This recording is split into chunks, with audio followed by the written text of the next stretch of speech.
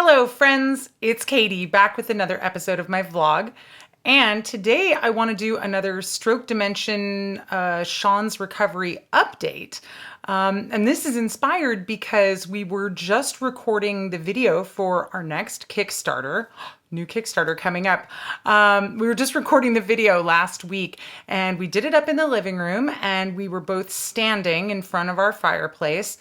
And after we did the video, Sean said to me, you know, the last time we did one of these Kickstarter videos, which was a little bit more than a year ago, we were sitting down in front of the fireplace instead of standing up. And he remembers thinking, I wonder if I'll ever stand up for another Kickstarter video back then. And then fast forward a little bit more than a year, and here we are standing up in the Kickstarter video. So hooray! That is an awesome sign of improvement.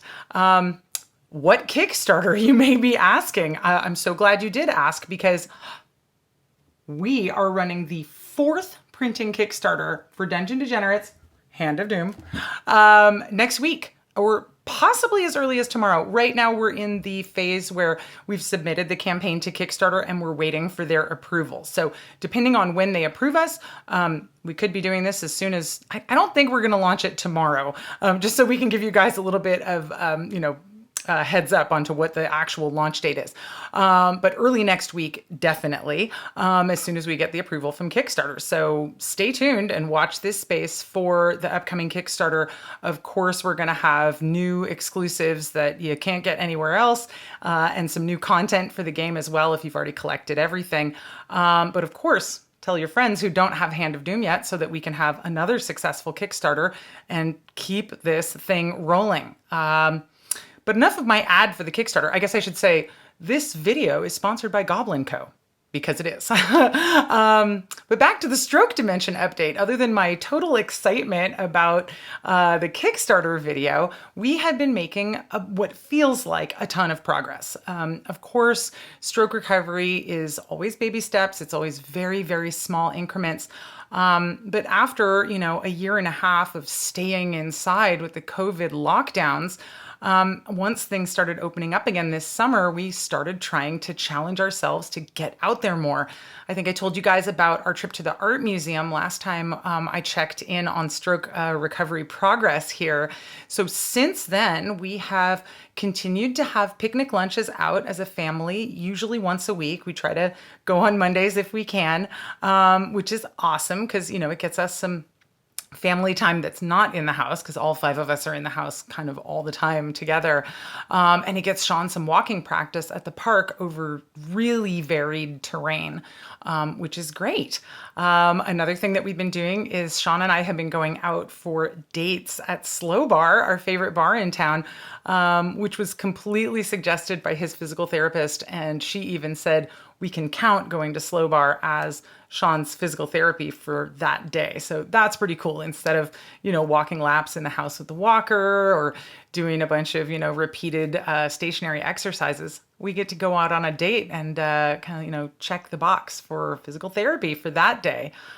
So that's awesomely fun, obviously. And we absolutely love doing it. We have also returned to 2 different movie theaters since things have started opening up again, which you guys know how much I love movies. So that's been completely awesome. We went and saw 2001 at the Hollywood Theater, which is incredible. And I did a whole vlog about that. But our experience of navigating back into the Hollywood with Sean using the walker instead of using the wheelchair was awesome.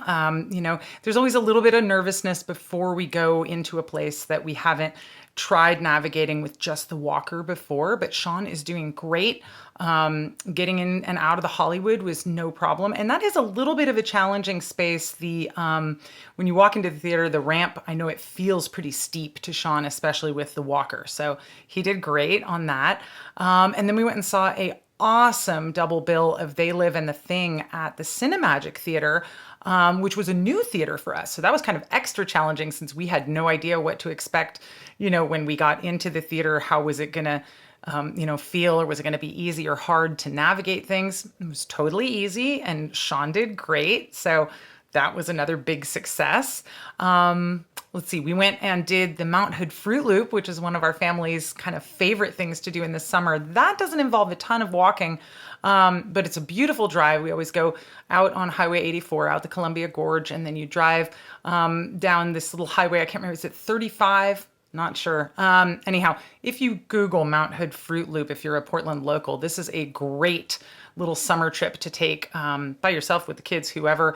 We go stop at all the different little farm stands, buy some cherries. We bought some like lavender stuff from our favorite lavender farm. We stopped at one place and everyone got out of the car and we sat at a picnic table and ate a bunch of pie together. And then drove past Mount Hood on our way back home and came back into town on 26, which is just a really awesome drive. And Sean is like he gets very like emotionally charged up by the mountain. I think we all do, but he's very sensitive to it. And so it was a pretty awesome trip for him just in terms of being able to actually go up the mountain. We went all the way up to Timberline Lodge on our driving trip. We didn't get out up there, but plans to go back and check out some of the hiking trails up at Mount Hood Meadows and possibly go to Timberline. So that's on our list for later this summer. And we also did the Portland Japanese Garden when my mom was in town. Now, that is not a disabled access friendly place at all. It is on the side of a hill. It's tons of up and down terrain, no even pathways anywhere, lots of stairs that are just made out of stones placed in the ground, no handrails. It's pretty much like the graduate top, like doctoral level for Sean in terms of his recovery and his physical ability coming back to walking. But we did all go together, and they do have accommodations for disabled folks. There's a little shuttle that will take you past the first really steep part of the garden, and then it takes you up to the flat part where like the gift shop and the little cafe are. And there is a part of the garden which is called the Flat Garden right there, which I think Sean will be able to walk around maybe on our next trip there. But it is, despite the fact that it's the flattest part of the Japanese garden, it's still pretty challenging terrain for someone in Sean's position. He takes pretty short steps and he's got to have the walker with him, and smooth terrain is really ideal. And a lot of the flat garden is gravel or other kind of loose terrain. So even though it's not totally flat, but mostly flat up there, that is definitely a challenging space. But we did see a gentleman there who obviously had some mobility issues and was walking with 2 hiking poles, and he was doing the whole garden. He was up, down, all around every pathway. And I got really inspired, and I said to Sean, no pressure, but like this place could be like like I said, the top level kind of physical therapy goal in terms of like, ooh, if you can walk around the Portland Japanese Garden, like, okay, you can kind of not do anything, but a lot of stuff. That one's definitely pretty tough. But we had fun. Sean just kind of cooled it under a beautiful shady maple tree and sat on a bench and watched people walk around, and we kept coming back and checking in with him. And that's kind of the way that we're doing stuff these days when we go out as a family, just because, Sean does have to take a lot of breaks and sit down mostly, but we're making do. We're getting by and having our adventures as a family. So, and the big one that's coming up this month, I promised the kids, we are going to take our trip to the Oregon Coast Aquarium, which is, if you've been to the aquarium, you'll know it's totally flat and it's great for walking, but it's also huge. So we're actually going to bring the walker and the wheelchair for that one. I don't think Sean's going to need the wheelchair, but it's going to be good to have it with us just as a just-in-case thing. And count on, lots of stops through the aquarium, stopping at benches and just sitting down and, maybe cutting Sean's route a little shorter than the one that the kids will take. But again, that's how we're approaching getting out as a family and dealing with our particular mobility challenges. Let's see. Bikes. We've been riding our bikes around too. Sean, of course, has a tricycle, not a bicycle, but I always say ride bikes. And we've been trying to go out for bike rides. once a week together just around our neighborhood. And it's been really cool watching Sean get better at riding his trike through the neighborhood. We live in kind of this funny little bowl between a bunch of different hills.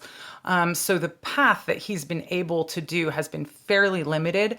But in recent rides, he has been taking the challenge of riding up a pretty steep hill in our neighborhood, and he has now made it to the top of that hill twice. Obviously, it's very tiring for him to ride up a hill, but I love it, of course, and I am just rooting for him to ride his bike more and do more hill challenges, because the stronger his legs get, the stronger his endurance gets, the more we can do, and the better he gets. So our next challenge that we're going to try, again at the suggestion of his physical therapist, is swimming. We haven't been swimming at all since Sean had a stroke, and we figure, getting to the gym, getting in the pool is going to be a little bit challenging, but once he's in the pool, I think he's going to have a great time, because he's not going to have to balance or worry about falling over or any of those things that you kind of, well, you and I probably don't think that much about them at all, but someone in Sean's position spends a lot of his mental energy focusing on, staying balanced, staying upright, not falling. And I think once we get him in the pool, it's going to be pretty awesome, because he's not going to have to worry about that. So I'm super excited about going swimming, hopefully in the next week as well.